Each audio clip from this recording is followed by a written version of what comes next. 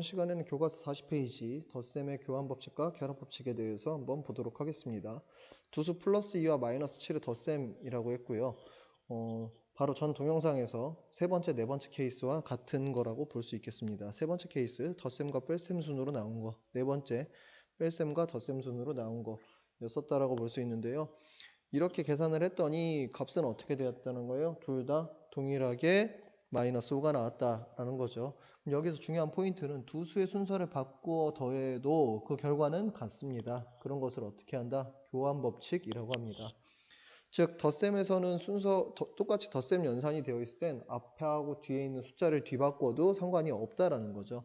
그럼 세수 플러스 12 마이너스 7 마이너스 8의 덧셈에서 이렇게 계산해라고 했으니까 먼저 앞에 거 먼저 계산하면은 플러스 5 나오고 뒤에 거 계산하면은 마이너스 3 나왔어요 라고 하는데 이럴 때 교환법칙을 사용한다라는 거죠. 왜? 굳이 앞에 거부터 하지 말고 마이너스 7하고 마이너스 8 같은 부호끼리 먼저 계산을 하고 나서 계산을 진행하자라는 거죠. 이래도 이와 같이 앞에 또는 뒤의 수 두 수 중에서 먼저 더한 후에 나머지 수를 더해도 그 결과는 같습니다. 그런 것을 뭐라고 한다? 결합법칙이라고 합니다.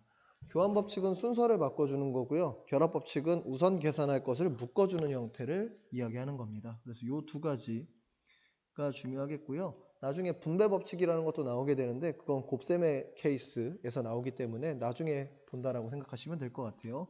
자, 근데 이 옆에 있는 거 잘 보세요. 세수의 덧셈에서 a 플러스 b 플러스 c에서 a, b를 먼저 더한 것과 b, c를 먼저 더한 것은 결과가 같으므로 어떻게 괄호 없이 그냥 나타내도 상관이 없다라고 이야기하고 있습니다. 자, 3개 이상의 수에서의 덧셈은 교환법칙과 결합법칙을 이용하여 더하는 순서를 바꾸어서 계산할 수 있다라는 거고요.